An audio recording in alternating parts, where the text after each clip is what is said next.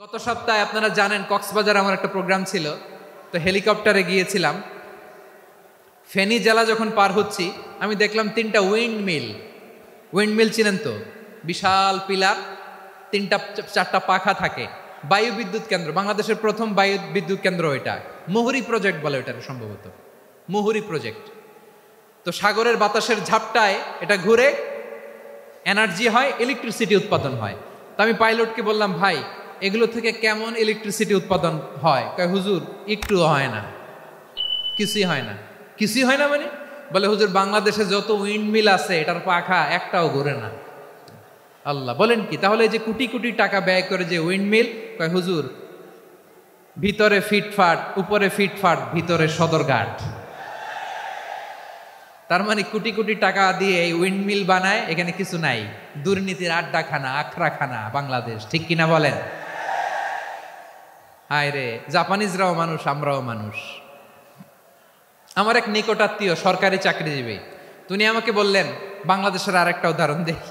উনি আমাকে বললেন যে প্রতি বছর আমাদের অফিসের ফার্নিচার চেঞ্জ করে। আমি বললাম প্রতি বছর ফার্নিচার চেঞ্জ করে কেন? বলে যে ফার্নিচার নতুন পারচেজ করলেই তো এখানে টাকা, নতুন কিনতে পারলেই টাকা, নতুন উন্নয়নের সবক শোনাতে পারলেই টাকা। প্রথম আলোর রিপোর্ট, কি আলো?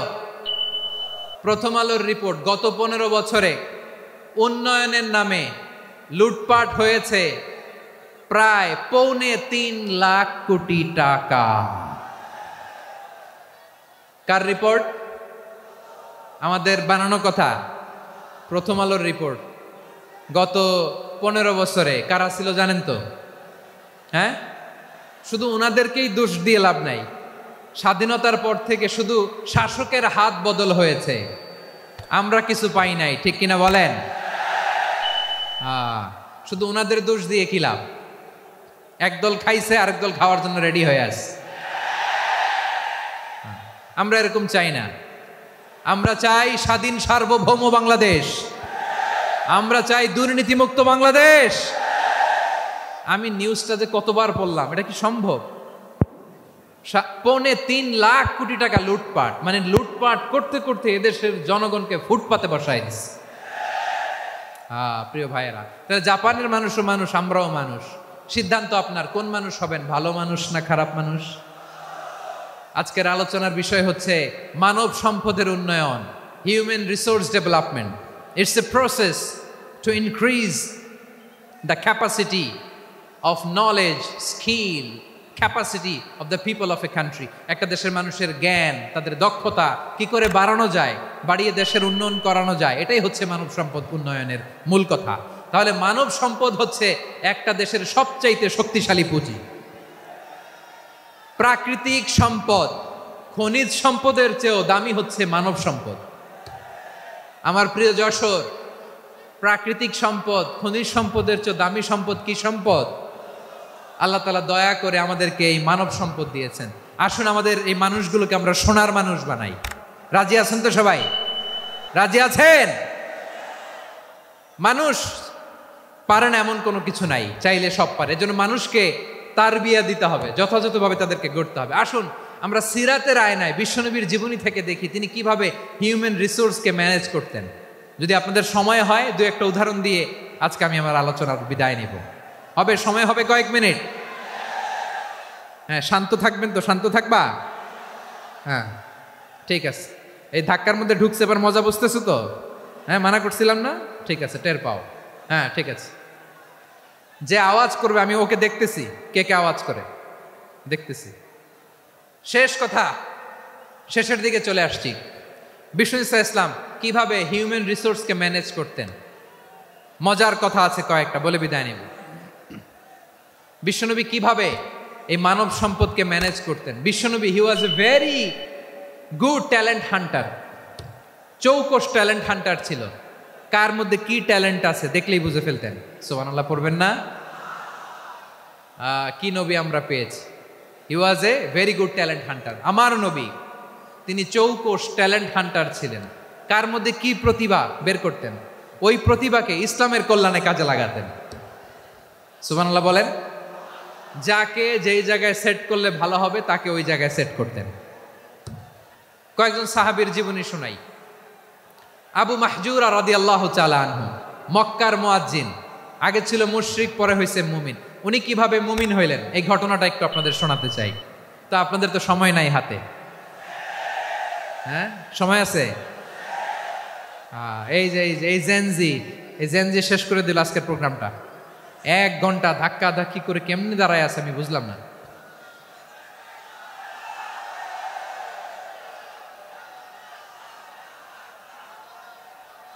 না না তাকবিন না, চুপ করতে হবে।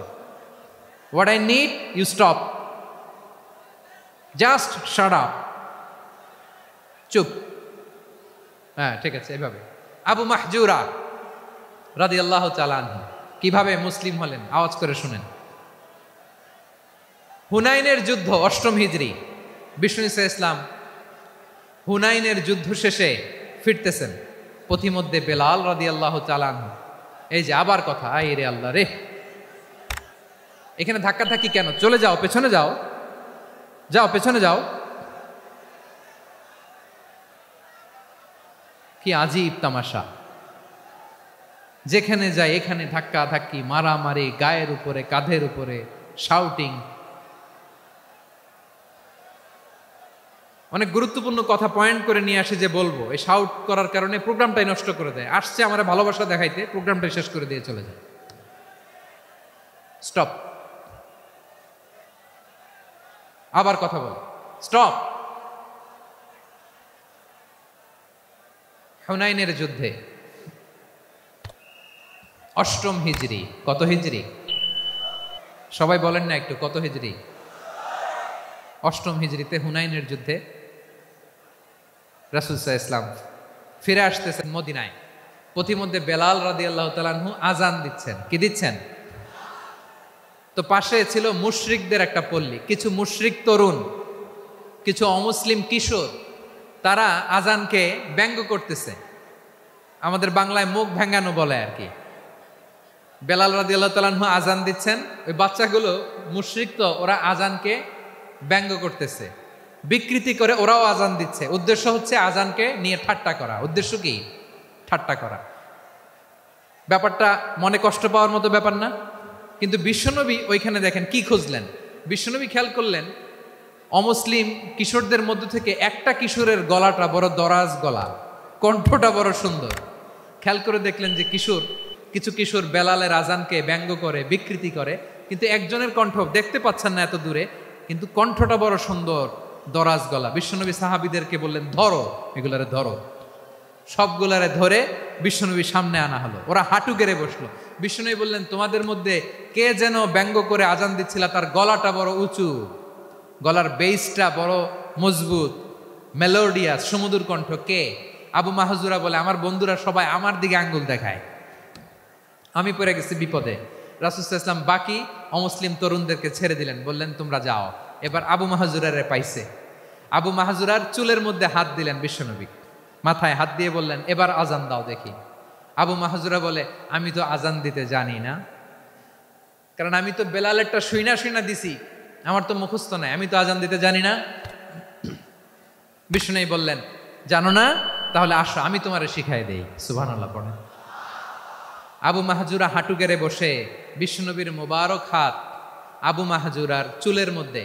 বিশ্বনবী আজানের মুআল্লিম আবু মাহজুরাকে বলতেছে, ঠিক আছে তোমারে শিখাই দিচ্ছি, আমি যা যা বলবো আমার সাথে সাথে বলো, পারবা? আবু মাহজুরা বলে, পারবো। বিশ্বনবী আজান দিচ্ছেন মাথায় হাত দিয়ে, আল্লাহু আকবার, আল্লাহু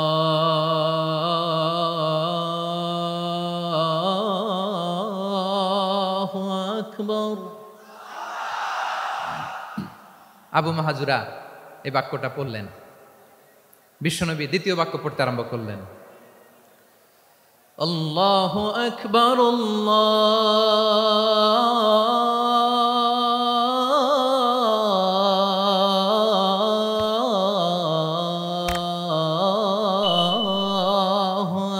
আকবার।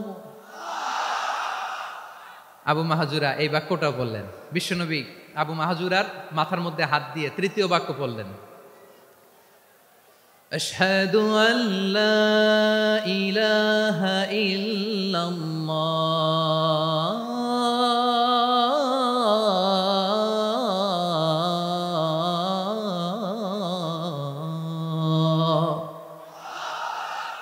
আবু মাহাজুরা তৃতীয় বাক্য পড়লেন। বিশ্বনবী একটা বাক্য পরে আবু মাহাজুরা পরে, বিশ্বনবী পরে আবু মাহাজুরা পরে। আবু মাহাজুরা কিন্তু অমুসলিম, মুশরিক।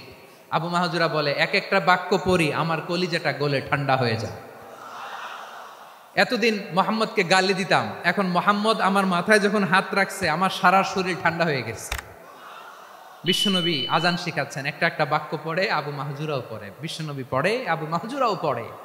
পুরো বাক্যগুলো যখন শেষ, আজান শেষ, আবু মাহাজুরাও যখন পুরো আজান পড়লেন, আবু মাহাজুরা বললেন, এতদিন মোহাম্মদের চেহারা দেখলে আমার ঘৃণা লাগতো, আজ থেকে মোহাম্মদের চেহারার চেয়ে প্রিয় চেহারা আমার কাছে নাই। আবু মাহাজুরা বললেন, ও মোহাম্মদ, আজানের বাক্য তো আপনি আমারে শেখালেন, এখানেই শেষ করবেন না, আপনি আমারে পড়ায় দেন লা ইলাহা ইল্লাল্লাহু মুহাম্মাদুর রাসূলুল্লাহ সাল্লাল্লাহু আলাইহি ওয়াসাল্লাম। বিশ্বনবীর সাথে দাঁড়িয়ে উনি শাহাদা পড়ে মুসলমান হয়ে গেলেন। এবার আবু মাহাজুরা বলে, ইয়া রাসূলুল্লাহ, ইয়া হাবিবাল্লাহ, আমি মুমিন হয়েছি, মুসলমান হয়েছি, আপনার কাছ থেকে আজান শিখার সৌভাগ্য আমি লাভ করেছি নবী। আমার কণ্ঠের বড় তারিফ করেছেন, আপনি আমার আজানকে আপনি পছন্দ করেছেন। একটা জিনিস আপনার কাছে চাই, আপনি আমাকে মক্কার মসজিদুল হারামের মুয়াজ্জিন হিসেবে অ্যাপয়েন্ট করে দে। বিষ্ণু ইসা ইসলাম বললেন, যাও আবু মাহজুরা, আমি তোমাকে পৃথিবীর শ্রেষ্ঠতম মসজিদ মক্কার মসজিদুল হারামের মুয়াজ্জিন হিসেবে অ্যাপয়েন্ট করে দিলাম। দেখছেন কিভাবে ট্যালেন্ট হান্টিং করতে হয়, কিভাবে হিউম্যান রিসোর্স মানব সম্পদকে ব্যবহার করতে হয়। আসছিল আজানকে ভেঙ্গাইতে, আসছিল কেন? আজানকে ব্যঙ্গ করার জন্য, বিকৃত করার জন্য। আজানকে বিকৃত করতে যে ইসলামের সবচেয়ে শ্রেষ্ঠ মসজিদের মুয়াজ্জিন হয়ে গেল। পড়েন সুবহানাল্লাহ। হযরত আবু মাহজুরা রাদিয়াল্লাহু তাআলা আনহু ওনার এই সুললিত কণ্ঠ ব্যবহার করে মসজিদুল হারামে এত সুন্দর করে আল্লাহু আকবার বলে আজান দিতেন, মানুষগুলোর, মুসল্লিগুলোর, মক্কাবাসীর হৃদয়কে তিনি বিগলিত করে দিতেন, মানুষের হৃদয়কে ঠান্ডা হয়ে যেত। শুধু এখানেই শেষ না আমার যশোরের ভাইয়েরা, বিশ্বনবী যখন সাইয়েদনা আবু মাহজুরা রাদিয়াল্লাহু তাআলা আনহুকে আজান শিখাচ্ছিলেন, বলেন তো বিশ্বনবীর হাতটা কোথায় ছিল? আবু মাহজুরার মাথার সামনে, এই চুলের উপরে ছিল। আবু মাহজুরা ওই স্মৃতিটাকে ধারণ করবার জন্য, ওই স্মৃতিকে বহন করার জন্য বিশ্বনবীর মোবারক হাত আবু মাহজুরার কপালের চুলের যেই জায়গায় লেগেছে, মৃত্যুর আগের দিন পর্যন্ত আবু মাহজুরা মাথার ওই চুলে কোনোদিন ছুরি আর কামার লাগায় নাই, সেখানে কেচি লাগায় নাই, চুলের মধ্যে খুর লাগায় নাই। আবু মাহজুরা ডান দিকের চুল কাটতো, বাম দিকের চুল কাটতো, পেছনের চুল কাটতো, সামনের চুল কাটতো না। আবু মাহজুরা রাদিয়াল্লাহু তাআলা আনহুর সামনের চুলগুলো বড় হতে হতে যখন এত বড় হয়ে যায়, তিনি চুলগুলো পেঁচিয়ে মাথার মধ্যে রাখতেন, তারপরে তিনি পাগড়ি পরতেন। সবাই জিজ্ঞেস করতো, আবু মাহজুরা, এটা আবার কেমন স্টাইল? দেখতে তোমারে কি বিদঘুটে লাগে, কেমন অড লাগে, কেমন খারাপ দেখা যায়। মক্কায় এমন কোনো মানুষ তো দেখি নাই, ডানে চুল কাটে, বায়ে চুল কাটে, পেছনে চুল কাটে, সামনে কাটে না। ওরে আবু মাহজুরা, কেমন দেখা যায় তোমারে, তুমি সামনের চুল কাটো না কেন? আবু মাহজুরা বলে, আমি হাঁটু গেড়ে পেয়ারা নবীর সামনে বসেছিলাম, আমার এই মাথার চুলের মধ্যে মুবারক হাত লাগিয়ে বিশ্বনবী নিজে আমাকে আজানের প্রতিটা বাক্য শিক্ষা দিয়েছেন। বিশ্বনবীর মোবারক হাত, পবিত্র হাত আমার মাথার চুলের যেই জায়গায় লেগেছে, আমি চাই ওই চুলগুলা নিয়ে আমি আমার কবরের ভিতরে যাব। সাইয়েদনা আবু মাহজুরা রাদিয়াল্লাহু তাআলা আনহু ইন্তেকালের আগের পর্যন্ত মাথার সামনের চুলগুলা কাটে নাই, মাথার সামনের চুল তিনি কাটেন নাই। সুবহানাল্লাহ বিহামদি। কেমন ভালোবাসতেন বিশ্বনবী সাহাবীদেরকে, সাহাবারা কেমন ভালোবাসতেন বিশ্বনবীকে। সামনের চুলগুলো বড় হতে হতে এত বড় ছিল, পেঁচিয়ে রেখে পাগড়ি পরতেন, কাটতেন না। নবীর হাত লেগেছিল, সুবহানাল্লাহ পড়েন। তাহলে what is the lesson, moral of the story কি? মোরাল অফ দ্য স্টোরি হচ্ছে, আসছিল আজানকে ব্যঙ্গ করার জন্য, বিকৃত করার জন্য, হয়ে গেল মসজিদুল হারামের মুয়াজ্জিন। দেখেন বিশ্বনবী একটা খারাপ সিচুয়েশনের মধ্যে থেকে কি ভালো জিনিস বের করে আনলেন। আমি যে শুরুতে বলেছি কিভাবে তিনি হিউম্যান রিসোর্সকে ডেভেলপ করেছেন, ম্যানেজ করেছেন। তিনি যে চৌকস ট্যালেন্ট হান্টার ছিল দেখেন, সবার মধ্য থেকে এর বাছাই করে মুয়াজ্জিন বানাই দিয়েছেন। সুবহানাল্লাহ পড়েন। তার মানে এই না সবাইরে ধরে ধরে উনি মুয়াজ্জিন বানাইছেন। যার যেই ট্যালেন্ট আছে তাকে ওই কাজে অ্যাসাইন করেছেন। যার যেই প্রতিভা আছে তার প্রতিভাকে ইসলামের কাজে লাগিয়েছেন। সুবহানাল্লাহ পড়েন। যায়েদ বিন সাবিত রাদিয়াল্লাহু তাআলা আনহু নাম শুনেছেন? যশোর কথা বেরোয় না। যদি জিগায় সালমান খানের নাম শুনছেন, সবাই হাত তুলবে, জি হুজুর শুনছি, মানে সব দেখা শেষ। সালমান খান, আমির খান, অমুক খান, সব খান মুখস্থ, কিন্তু যায়েদ বিন সাবিতের নাম মুখস্থ নাই মুসলমানদের। যেই সাহাবী মাথার সামনের চুল কাটে নাই, মসজিদুল হারামের মুয়াজ্জিন বানাইছেন বিশ্বনবী, ওই সাহাবীর নাম কি? খায়া ফেলাইছে, স্লোগানের সাথে খায়া ফেলাইছে। আবু মাহজুরা, কি নাম? আবু মাহজুরা আল জুমাহি রাদিয়াল্লাহু তাআলা আনহু। এই নামটা আজকে নিয়ে যাইতে হবে যশোর। আবু মাহজুরা রাদিয়াল্লাহু তাআলা আনহু। 2 নম্বরে বলছিলাম যায়েদ বিন সাবিত রাদিয়াল্লাহু তাআলা আনহু। বিশ্বনবী দেখলেন মদিনার এই আনসারী সাহাবী হাইলি ট্যালেন্টেড, ইন্টেলেকচুয়াল, মেরিটোরিয়াস, জ্ঞানের প্রতি তার আকর্ষণ, মারাত্মক আকর্ষণ। বিশ্বনবী তাকে দায়িত্ব দিলেন, কোরআন যা নাজিল হয় তুমি লিখো, কাতিবুল ওয়াহি বানায় দিলেন। সুবহানাল্লাহ। যায়েদ বিন সাবিতরে আবার আজান শিখান নাই, কারণ তার মধ্যে বিশ্বনবী প্রতিভা দেখেছেন, একাডেমিক প্রতিভা। বিশ্বনবীর একাডেমিক প্রজেক্টগুলো তিনি হ্যান্ডেল করতেন। যায়েদ বিন সাবিত ছিল বিশ্বনবীর ব্যক্তিগত সচিব। কি ছিল? ব্যক্তিগত সচিব। বোঝেন নাই? বিশ্বনবীর ব্যক্তিগত সচিব এবং দোভাষী। ইহুদিরা কিছু লিখে দিলে এটার অর্থ বিশ্বনবীরে বুঝায় দিতেন, আবার ইহুদিদের কাছে কিছু লিখতে হলে তিনি লিখে দিতেন। বিশ্বনবী একদিন বললেন, ইন্নী ওয়াল্লাহি মা আমানু ইয়াহুদা আলা কিতাব। ইহুদিরা যে চিঠি পাঠায় অর্থ তো বুঝি না, আরেক ইহুদি আইনে অর্থ করা লাগে। আবার ইহুদিদের কাছে কিছু লিখে পাঠাইতে চাইলে আমরা তো লিখতে পারি না, ইহুদিরে দিয়ে লেখা লাগে। ওরা যে পয়রা শোনায় লিখে দেয়, আমি ওদের বিশ্বাস করি না। আমার নিজের একজন লোক দরকার। বিশ্বনবী এই যায়েদ বিন সাবিতকে চুজ করলেন ল্যাঙ্গুয়েজের জন্য। উনি বললেন, যায়েদ তোমার সফট স্কিলকে ডেভেলপ করতে হবে, তুমি হিব্রু ল্যাঙ্গুয়েজ শিখে ফেলো। যায়েদ বিন সাবিত বলল, বিশ্বনবীর মোটিভেশন আর ইন্সপিরেশন পেয়ে আমি 15 দিনে ইহুদিদের এই হিব্রু ল্যাঙ্গুয়েজ শিখে ফেললাম। শুধু শিখে ফেললাম না, হাত্তা হাদিকতু, even I became master in the language. এই ভাষা আমি পারদর্শী হয়ে গেলাম। এরপরে ইহুদিরা চিঠি লিখে পাঠালে আর কোনো ইহুদি ডাকা লাগতো না, আমি নবীর এটার অর্থ শুনে পরে বুঝায় দিতাম। আবার ইহুদিদের কাছে চিঠি লেখা লাগলে আমি যায়েদ বিন সাবিত চিঠি লিখে দিতাম। সুবহানাল্লাহ। দেখেন, এত সাহাবীর মধ্য থেকে বিশ্বনবীর একাডেমিক প্রজেক্ট, ব্যক্তিগত সচিব, দোভাষী হিসেবে তিনি যায়েদ বিন সাবিতের মতো তরুণকে নির্বাচিত করেছেন। কেমন ট্যালেন্ট হান্টার ছিল আমার নবী। সুবহানাল্লাহ পড়বেন না?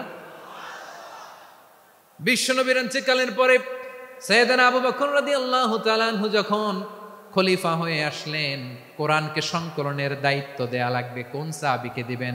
সব সাহাবারা মিলে পরামর্শ করলেন।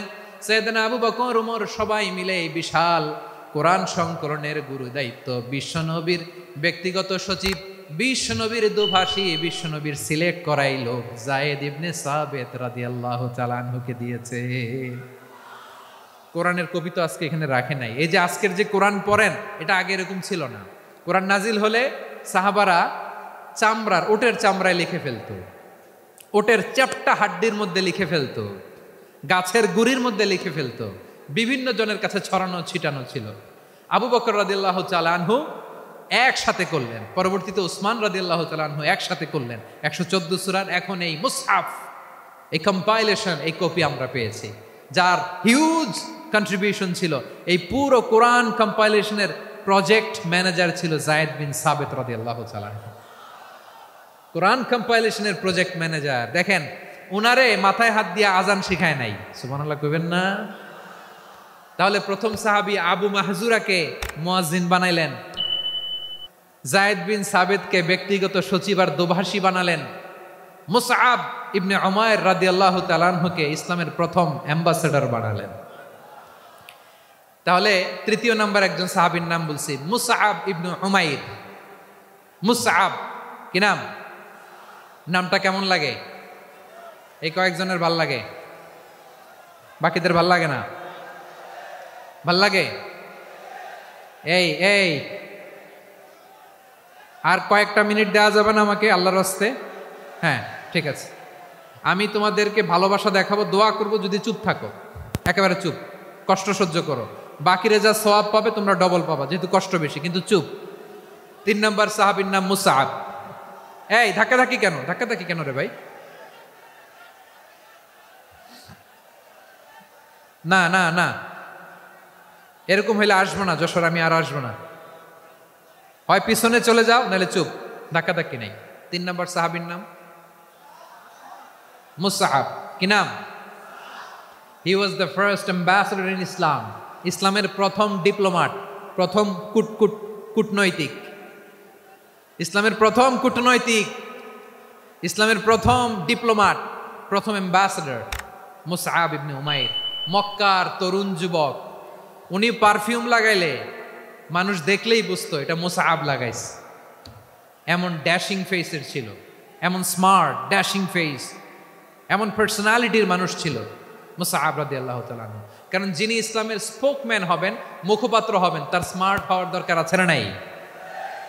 আকাবার প্রথম শপথ যখন হলো, তাদের সাথে বিষ্ণু ঈসা ইসলাম মদিনাতে একজন মুখপাত্র পাঠালেন, ডিপ্লোমাটকে পাঠালেন, অ্যাম্বাসেডর অফ ইসলাম, তিনি হচ্ছেন মুসআব ইবনে উমাইর। পড়েন সুবহানাল্লাহ। বিশ্বনবী দেখলেন সে অনেক স্মার্ট, তার ডেডিকেট, হুজুর একটা নাম দেন, আমার ছেলে হবে। যশোরবাসীর জন্য আমি একটা নাম দিয়ে দিলাম, নাম রাখতে হবে মুসআব। কি নাম? নামটা যাদের ভাল লাগে, ছেলে সন্তান অনাগত আসবে, মনে চাইলে নাম রেখে দিবেন মুসআব রাদিয়াল্লাহু তাআলা আনহুর নামে মুসআব। তাহলে মুসআব রাদিয়াল্লাহু তাআলা আনহুকে বিশ্বনবী ল্যাঙ্গুয়েজ শিখান নাই, সফট স্কিল শিখান নাই। যায়েদ রাদিয়াল্লাহু তিনি হিব্রু ল্যাঙ্গুয়েজ শিখেছেন, সুরিয়ানি শিখেছেন, কিন্তু মুসআবকে তিনি বানিয়েছেন the spokesman of Islam, the first diplomat, the ambassador of Islam. সুবহানাল্লাহ পড়বেন না? আব্দুল্লাহ ইবনে আব্বাস রাদিয়াল্লাহু তাআলা আনহু বিশ্বনবীর কাজিন, চাচাতো ভাই। আবার মাইমুনা রাদিয়াল্লাহু তাআলা আনহু, মাইমুনা নবীর স্ত্রী, তিনি ছিলেন আব্দুল্লাহর আপন খালা। তো নবীর বউ যদি ওনার খালা হয়, নবী তার কি?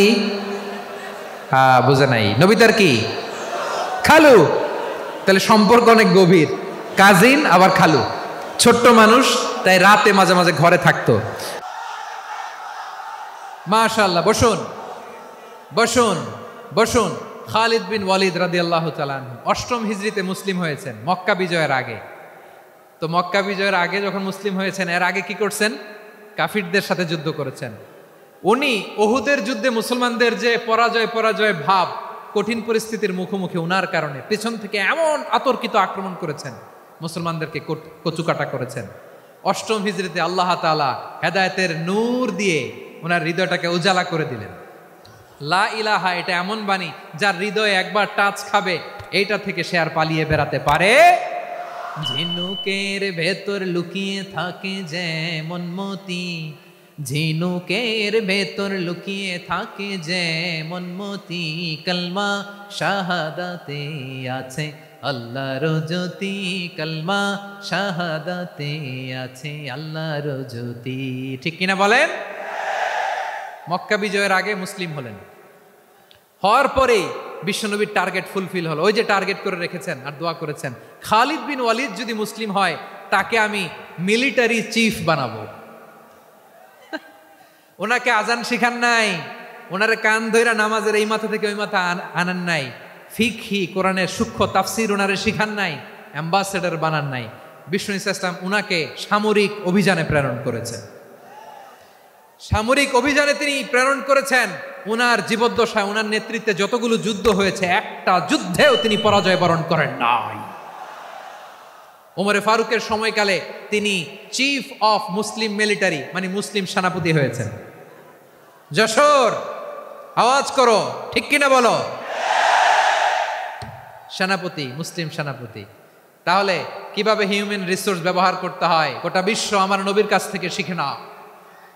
খালিদ বিন ওয়ালিদ, ওনাকে বিশ্বনবী একটা উপাধি দিয়েছেন। উপাধিটা হচ্ছে সাইফুল্লাহিল মাসলুল, আল্লাহর নাঙ্গা তরবারি, আল্লাহর খোলা তরবারি, দ্য ওপেন সোর্ড অফ আল্লাহ। খালিদ বিন ওয়ালিদ মুসলিম সেনাপতি। হাসান বিন সাবেত নাম শুনছেন? দেখি উনি কি ছিল বলেন। রাসূলের সভা কবি, কালচারাল হিজিমনিকে ডিফিট করার জন্য। উনি ভালো অস্ত্র চালানো জানতেন না, ওই কাজে উনি যেতেন না। ওনার ছিল কাব্য প্রতিভা। কাব্য প্রতিভা, কাফিররা কবিতা দিয়ে নবীকে গালি দিত। বিশ্বনবী বলতেন, ইয়া হাসান আজিব আন রাসূলিল্লাহ, তুমি নবীর হয়ে কাফেরদের এই কথাগুলোর জবাব দাও। বিশ্বনবীর একটা মিম্বার ছিল, বিশ্বনবীর মিম্বারের পাশাপাশি মসজিদে নববীতে এই হাসান বিন সাবিতের জন্য বিশ্বনবী একটা স্পেশাল মিম্বার বানিয়ে দিয়েছেন। এখান থেকে তুমি জবাব দাও। এবং বিশ্বনবী বলেছেন, আল্লাহুম্মা আইয়িদহু বিরূহিল কুদুস। আল্লাহ, হাসান আমার পক্ষে জবাব দেয়, তুমি জিব্রাইল মারফত তাকে সাহায্য পাঠাইয়া দিও। রাসূল সাল্লাল্লাহু আলাইহি ওয়াসাল্লামের সভা কবি, the poet of the prophet, নবীর কবি। উনি কবিতা দিয়ে, এমন উচ্চাঙ্গের ভাষায় কবিতা দিয়ে তিনি জবাব দিতেন, কাফিরদের গা শিহরে যেত, তাদের হৃদয়ে আগুন ধরে যেত। তাহলে এরকম কবিরও দরকার আছে না নাই? এখন যাকে আল্লাহ দিছে কাব্য প্রতিভা, এরা যদি আপনি যুদ্ধের ময়দানে পাঠান হবে? যারে দিছে সুরেলা গলা, এরা যদি অ্যাম্বাসেডর বানান হবে না। হাসান বিন সাবিত ছিলেন বিশ্বনবী সাল্লাল্লাহু আলাইহি ওয়াসাল্লামের কবি। হুযায়ফা ইবনুল ইয়ামান বিশ্বনবীর গোয়েন্দা বিভাগের প্রধান। কিসের প্রধান? হুযায়ফা ইবনুল ইয়ামান। ওনার ছিল ডিটেকটিভ মাইন্ড, ডিটেকটিভ মাইন্ড, গোয়েন্দা বিভাগের প্রধান। এবং উনি হচ্ছেন সাহিবু সিররি রাসূলিল্লাহ, রাসূল সাল্লাল্লাহু আলাইহি ওয়াসাল্লামের গোপন তথ্যের ধারক বাহক। নবীর যেই কথা কেউ জানে না, সব হুযায়ফার পেটের ভিতরে ছিল। সুবহানাল্লাহ পড়েন। মদিনার যত ইহুদিদের একটা লিস্ট ছিল, এই লিস্ট শুধু দুইজন জানতো, বিশ্বনবী আর হুযায়ফা। সুবহানাল্লাহ পড়বেন না? তাহলে ওনাকে কোন দায়িত্ব দিছে? কোন বিভাগ? যশোর, আওয়াজ করো, কোন বিভাগ? গোয়েন্দা বিভাগের হেড ছিল। খন্দকের যুদ্ধে প্রচন্ড আজকের মতো শৈত্য প্রবাহ, মাটি খনন করতে করতে সাহাবীদের পেটে ক্ষুধা নাই, দাঁড়াইতে পারে না নামাজের জন্য, এত ক্লান্ত, ক্ষুধা, ক্লান্ত, শ্রান্ত। বিশ্বনবী বললেন, কে আছো? এই কঠিন শীত, এই ভয় আর ক্ষুধার মধ্যেও খন্দকের পরীক্ষার টপকে শত্রু শিবিরে যে আমাকে তথ্য দিবা, কে আছো? কারো গায়ে শক্তিই নাই যে দাঁড়াবে, কেউ দাঁড়ায় না। বিশ্বনবী তখন নিজে হুযায়ফাকে ডাক দিলেন, হুযায়ফা, যে আমাকে আজকে শত্রু শিবিরের তথ্য এনে দিবে, সে জান্নাতে আমার মোরাফাকা, আমার সঙ্গী হবে। হুযায়ফা রাদিয়াল্লাহু ইবনুল ইয়ামান জীবনের ঝুঁকি নিয়ে এই ক্ষুধা, শৈত্য প্রবাহ, কোল্ড ওয়েভসকে উপেক্ষা করে পরীক্ষা টপকে শত্রু শিবিরে যে সবার কথাগুলো চুপে চুপে শুনে বিশ্বনবীর দরবারে এসে গোয়েন্দাদের মতো তথ্য সরবরাহ করেছে। বিশ্বনবীর গোয়েন্দা বিভাগের প্রধান হুযায়ফা ইবনুল ইয়ামান ইন্টেলিজেন্স বিভাগ চালাতেন। মুনাফিকদের নাম ওনার কাছে ছিল। মুআয ইবনে জাবাল মদিনা রাষ্ট্রের সবচেয়ে সিনিয়র আমলা ছিলেন। আমলাতন্ত্র চিনেন তো? প্রশাসনিক কাজ যারা চালায়, অ্যাডমিনিস্ট্রেশন বুঝেন না? The department of administration. মদিনার রাষ্ট্রের সিনিয়র আমলা মুআয ইবনে জাবাল মুতাখাসসিসুন ফিল হালাল ওয়াল হারাম, হালাল হারামের স্পেশালিস্ট ছিলেন। বিশ্বনবী উনাকে ইয়ামানের গভর্নর করে পাঠাইছেন। বলেছেন, ইন্নাকা তা'তি কওমান আহলা কিতাব, এমন গোষ্ঠীর কাছে যাবা যারা ইহুদি নাসারা, আগে শাহাদা পড়লে এরপরে নামাজের দাওয়াত দিও, নামাজ পড়লে যাকাতের দাওয়াত দিও। গভর্নরের অ্যাটিটিউড যেমন থাকে তেমন অ্যাটিটিউড ধরে রেখো। সুবহানাল্লাহ পড়েন। তাহলে মুআয ইবনে জাবালকে দিয়ে বিশ্বনবী কবিতা লেখায় নাই, চিঠি লেখায় নাই, আজান দেওয়ায় নাই। সুবহানাল্লাহ পড়বেন না? সব শেষ সাহাবী বলি আবু হুরায়রা রাদিয়াল্লাহু তাআলা আনহু। নাম শুনছেন? বিড়ালের বাবা। কি করতেন? খালি হাদিস মুখস্থ করতেন। উনি বলতেন, আলজামু রাসূলুল্লাহ আলা মিল ইবাতনি, আমার শুধু পেটের ক্ষুধার বন্দোবস্ত হইলে আমি নবীর সঙ্গ ছাড়তাম না। আমার আনসার সাহাবারা ক্ষেত খামারের কাজ করত, আমার মুহাজির সাহাবারা ব্যবসা করত, আর আমি নবীর সাথে সাথে থাকতাম। শুধু সকাল বিকাল দুই বেলা যদি আমার খাবারের বন্দোবস্ত হয়, আমি আর নবীর লক ছাড়ি না। সুবহানাল্লাহ কইবেন না? 5374টা হাদিস তিনি বর্ণনা করেছেন। সবচেয়ে বেশি হাদিস বর্ণনাকারী সাহাবী। হাদিস প্রিজার্ভেশনের কাজে বিশ্বনবী ওনাকে কাজে লাগিয়েছেন। উনি একদিন বলেন, ইয়া রাসূলুল্লাহ আসমাউ মিনকা কাসীরান ফালা আহফাজু, নবী অনেক কথা শুনি আমার মনে থাকে না। বিষ্ণু বললেন, তাই? উবসুত রিদাক, তোমার চাদরটা বিছাও। আবু হুরায়রা বিছালেন, বিশ্বনবী হাত বুলায় দিলেন, এরপরে অনেক হাদিস বর্ণনা করলেন। আবু হুরায়রা বলে তারপর থেকে বিশ্বনবী যাই বর্ণনা করে আমি শুনি আর একটাও বলি না। এখন সুবহানাল্লাহ। বিশ্বনবী ওনাকে হাদিস প্রিজার্ভেশন, নবীর এই যে লক্ষ্য হাদিস প্রিজার্ভেশনের এই দায়িত্ব দিয়েছেন সাইয়েদনা আবু হুরায়রা রাদিয়াল্লাহু তাআলা আনহুকে। প্রিয় ভাইরা, তাহলে 10 জন সাহাবীর কথা যে বললাম, আপনারা কি খেয়াল করেছেন কত বড় ট্যালেন্ট হান্টার, চৌকস ট্যালেন্ট হান্টার ছিল আমার নবী। এক একজনের এক এক ট্যালেন্ট এক এক কাজে অ্যাসাইন করেছেন, এক একজনকে এক এক দায়িত্ব দিয়েছেন, এক একজনের প্রতিভাকে এক একভাবে বিকশিত হওয়ার সুযোগ দিয়েছেন। আওয়াজ করে বলেন ঠিক কি না? এখন আমার পর্দার আড়ালে আমার মায়েরা বলবে এতগুলো পুরুষ সাহাবীর কথা বললো, নারী সাহাবীরা কি কিছু করে নাই? হ্যাঁ, একজন নারী সাহাবীর কথা বলে মোনাজাত হবে, দোয়া ছাড়া কেউ যাব না। রুফাইদা আল আসলামিয়া রাদিয়াল্লাহু তাআলা আনহা, ওনার বাবার নাম সাআদ আল আসলামি। বিশ্বনবী কি খেয়াল করলেন দেখেন, সাআদ ছিল মদিনার বড় ডাক্তার। এই নারী সাহাবী রুফাইদা বাবার কাছ থেকে চিকিৎসা বিদ্যা শিখেছেন। যখন শিখছে বিশ্বনবী দেখলেন আমার তো প্রতি সপ্তাহে সপ্তাহে যুদ্ধে আহত সাহাবীদের সেবা দিবে কে? বিশ্বনবী রুফাইদাকে বললেন, রুফাইদা তুমি মসজিদে নববীর পাশে একটা মেডিকেল ক্যাম্প করো। এই যে সাকিনা আদ্দিন মেডিকেলের আমার ছাত্রী বন্ধুরা শুনে রাখো, তোমাদের আইকন হচ্ছে এই রুফাইদা আল আসলামিয়া। বিশ্বনবীর ডিরেকশন অনুযায়ী তিনি মসজিদে নববীর পাশে একটা মেডিকেল ক্যাম্প করলেন এবং আহত সাহাবাদের চিকিৎসা উনি ওনার টিম নিয়ে দিতেন। বিশ্বনবীর পরামর্শে উনি আনসারি এবং মুহাজির মহিলা সাহাবীদেরকে নিয়ে একটা স্পেশাল মেডিকেল টিম গঠন করলেন। খায়বার যুদ্ধে 7ম হিজরিতে যখন বিশ্বনবী যায়, উনি ওনার টিম নিয়ে আসলেন, বললেন ইয়া রাসূলুল্লাহ, আমরা তো তলোয়ার চালাতে পারি না, আমরা তো তীর মারতে পারি না, আপনি যদি অনুমতি দেন খায়বার অভিযানে আমি আমার টিম নিয়ে মেডিকেল টিমের সেবাটা সার্ভিসটা দিতে চাই। পড়েন সুবহানাল্লাহ। বিশ্বনবী অনুমতি দিলেন, যোদ্ধা সাহাবীদের সাথে রুফাইদা আল আসলামিয়া উনিও মেডিকেল টিম নিয়ে অগ্রসর হলেন। খায়বারের প্রতিটা আহত ইনজুর্ড সাহাবী যারা ইনজুরির শিকার হয়েছেন সবাই রুফাইদা আল আসলামিয়ার এই মেডিকেল ক্যাম্প থেকে চিকিৎসা সহায়তা পেয়েছেন। সুবহানাল্লাহ পড়েন। দেখেন কিভাবে বিশ্বনবী ট্যালেন্ট বাছাই করতেন। আপনি অবাক হবেন, বাহরাইনের মেডিকেল ইউনিভার্সিটিতে রুফাইদা আল আসলামিয়া মেডিকেল প্রাইজ অ্যাওয়ার্ড প্রতি বছর দেয়া হয়। যদি 8 দিনের এই মেডিকেল আমার বোনেরা যদি জেনে থাকো জানো, না হলে নতুন করে জানো, সার্চ দিও রুফাইদা আল আসলামিয়া মেডিকেল অ্যাওয়ার্ড বাহরাইনের ইউনিভার্সিটিতে দেওয়া হয়। প্রিয় ভাইয়েরা, তাহলে আলোচনার সামারি আমরা করি। বিশ্বনবী যার যেখানে ট্যালেন্ট তাকে ওইখানে কাজে লাগাতেন। আওয়াজ করে বলেন ঠিক কিনা?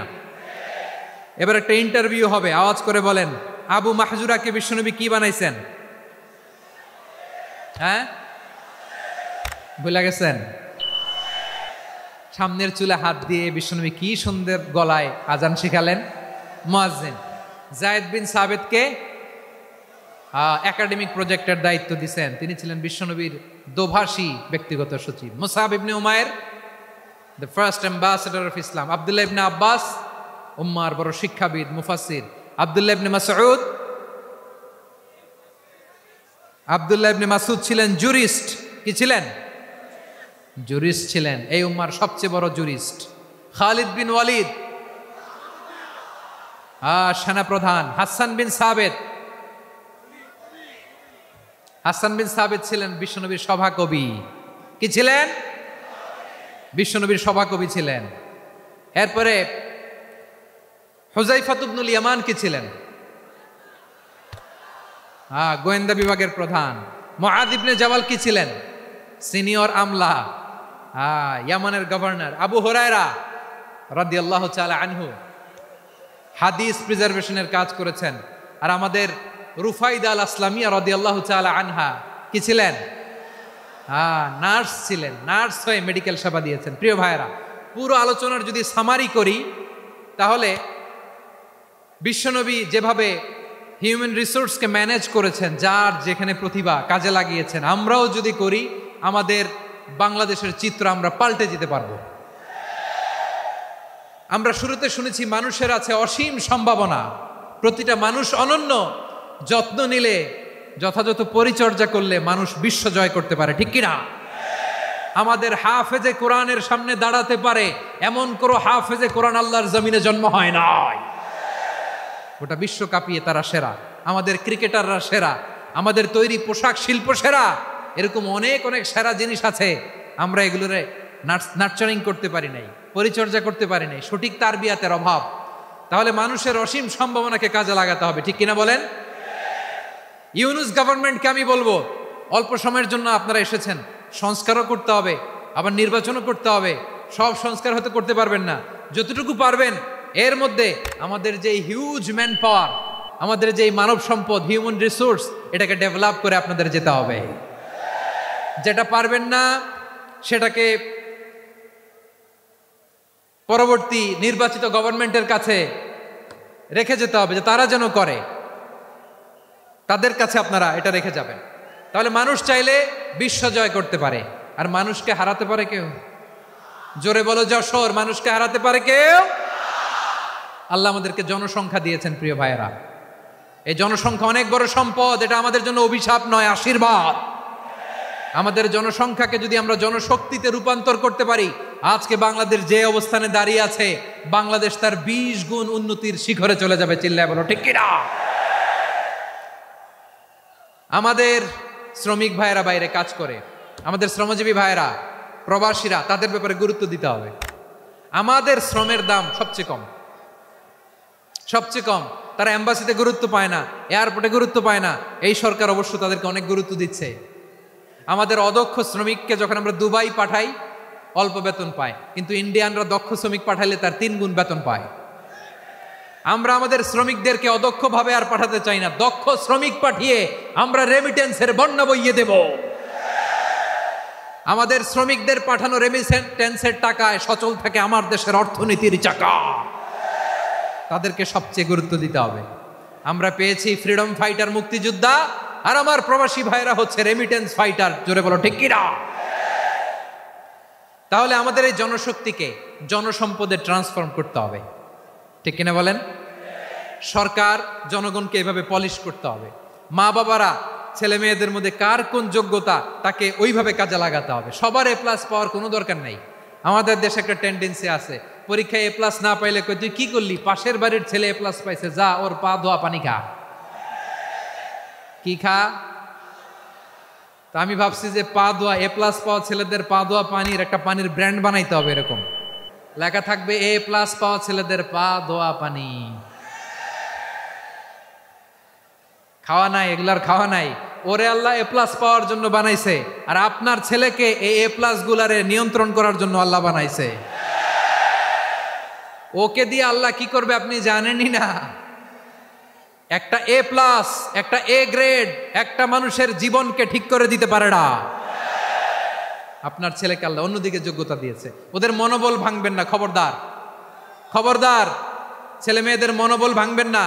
যাকে দিয়ে যেটা হবে তাকে দিয়ে সেটা করতে হবে, তার প্রতিভাকে সেভাবে কাজে লাগাতে হবে। তাহলে বাংলাদেশ, আমাদের এই জনসংখ্যা জনসম্পদে রূপান্তরিত হবে। আমাদের সরকারের তত্ত্বাবধানে আমাদের 18 কোটি জনগণ দক্ষ জনশক্তিতে রূপান্তরিত হোক, আমরা চাই কি চাই না? আমরা ভালো মানুষ, শ্রেষ্ঠ মানুষ হতে চাই কি চাই না? ওই জাপানিজদের মতো সৎ, ওই ইউরোপিয়ানদের মতো কালচার্ড, আমাদেরকে আল্লাহ তাআলা কোরআন সুন্নাহ অনেক কিছু দিয়েছেন। যেহেতু বর্তমানে আমরা দেখছি তারা সৎ, তাদের মধ্যে ভ্যালিউ আছে, সেগুলো আমাদের মধ্যে আনার দরকার আছে না নাই?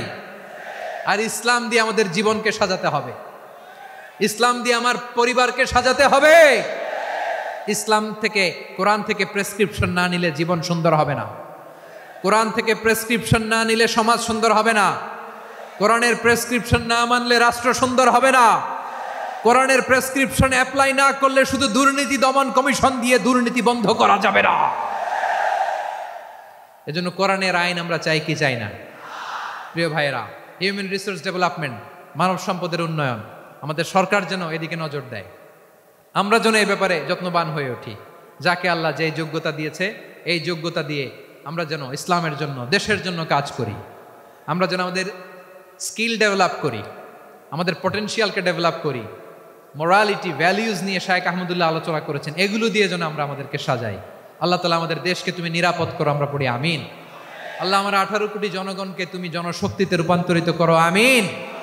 আল্লাহ আমরা হাতে হাত রেখে, কাঁধে কাঁধ মিলিয়ে ভাই ভাইয়ে যেন এই দেশকে গড়তে পারি, আল্লাহ তুমি তৌফিক দান করো, আমরা পড়ি আমিন।